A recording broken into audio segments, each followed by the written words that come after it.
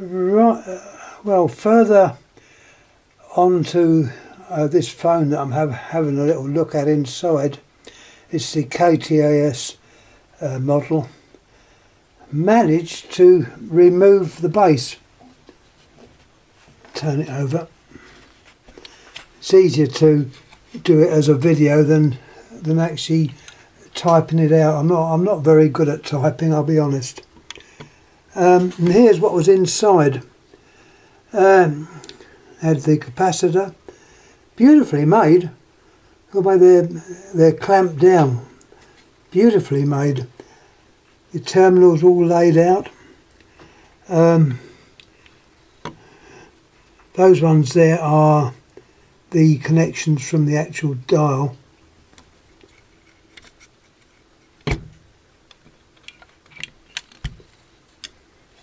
They're beautifully done. The anti-side tone induction coil, is that one there? That's all wired up. The terminals shown there also appear on the other side. You'll see when I turn it over. On there it'll say what the values are. I'm pretty sure. I've seen this before with the Continental stuff. So I've got the old video camera. I tried to use the new one, but unfortunately I'm going to have to read up of that. I've done something wrong. It's got all your copper resistances and that. That is normal for a lot of Continental stuff. You know, the screw that was holding the base on is that middle one there. It's got a screw in the middle, and round the outside it's a locking nut. So you just more or less undo the locking nut, take the screw out, undo the locking nut, and the base there comes off. I must say, I must get this working. I'm assuming the handset is okay. I've never looked inside the handset. All the other gubbins seem to be okay. There's the bell movement. That's okay.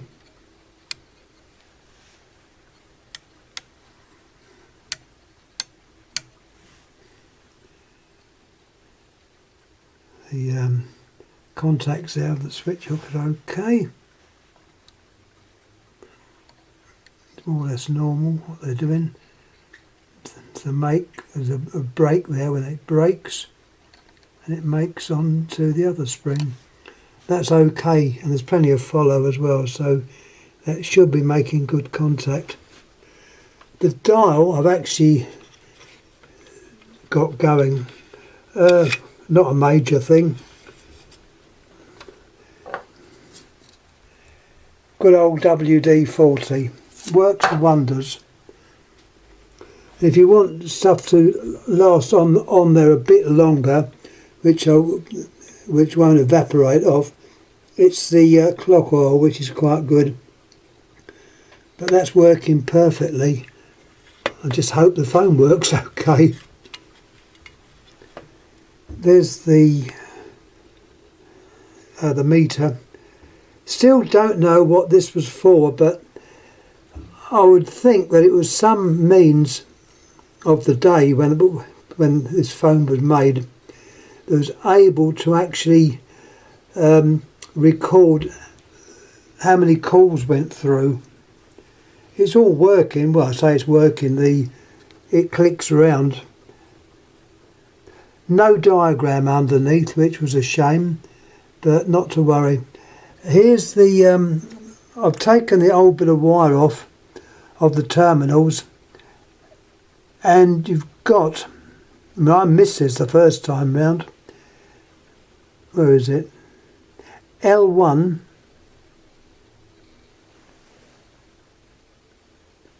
and where's the other one? That's L2. My eyes are terrible. L2 and L1. Well, they in theory should be the two wires that you would connect up to the cable going out to the exchange. Don't worry about a third lead or stuff like that, that just complicates it. A lot of the European stuff only use the two wire. Not always, but in lots of cases. I will rig a wire up to that and see what happens. As I say, they're all beautifully made. Look at the way the handset lead's done. That's tied in. It's got a strain thing there, so you're not going to pull the cable off of the terminals. And those, I would say, are definitely the correct ones. I haven't touched that part. In fact, this is the first time I've ever had a look at it inside. I suppose curiosity got the better of me. Anyhow, I'm going to put this on online, and we'll see what happens. To say, this video is mainly for Andy.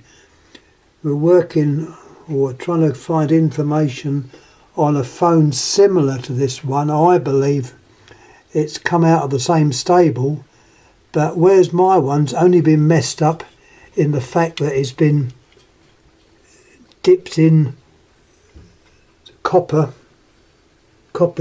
dipped or flashed over, electroplated. They must have taken the dial off, obviously, the number. I painted it many years ago, because copper's not what it should have been. But it was obviously done, possibly in America. Don't know. But the interesting thing, and what I'm pleased about, is the dial. The dial is definitely the correct dial. KTAS, the Copenhagen Telephone Authority. And as you can see, it's got funny, not the normal type of things that you'd see on there. The numbers are in the same place, but the figures or the letters are a little bit different, which adds to the interest. Also, you've got quite a space between the finger stop and the O. This is all to do with the interdigital pulse. And look, it's working beautifully now. I'll get a wire connected on this tomorrow. I must get this up on lines on the video, YouTube's. It's a very, as I say, you turn the whole lot around, the whole lot goes round. So you can finger that one there, the whole lot goes round, which is quite a unique dial. I have seen these dials before, and in fact some of these phones had different dials connected to them, but I was lucky. This one I think is as it should be. I know the handset is the plastic job, which I mentioned before. I'm happy with it. It's what I believe would have been fitted originally to the phone. And also, as far as the paint being on there, it hasn't been messed about with. Whoever done the flashing over with copper did take care, and I'm pleased about that. So anyhow, I'm going to put this up, and any comments, anyone else knows anything about these, some of our American people might know about this, because as I say, we think that this phone or these phones were bought as a job lot many years ago. I think from Denmark. I know Holland's been mentioned, but I personally I don't think so, but I stand corrected. And then we'll see what happens. I'm hoping that when Andy, or if he does, if he takes the dial out of the phone he's got, I'm hoping it's going to say made in Japan on it, because I'm pretty sure that has been added to the phone. In fact, the phone he's got is possibly older than this phone. This was automatic, you got the dial, but I'm pretty sure the one that he's got has been worked on by someone in the past, and I think the dial has been added. I may be wrong. Anyhow, I'm going to stop jabbering on and put this up. So once again, thanks for watching. If anyone out there's got any ideas what this might be, what that meter was for, it's just a simple step. Well, it's a stepped meter. You've got the magnet in there, or the electromagnet. I haven't got a diagram, so the only way of finding where things go is to sit down with a pen and pencil, paper and pencil, and try and draw it. But I think everything's there. The induction coil, the capacitor, there's nothing been cut or taken off, so in actual fact it should work. Anyhow, I'm going to stop talking. Once again, thanks for watching. Please subscribe, please like, and I'll catch you again with more information as it comes along with this phone. Thanks again.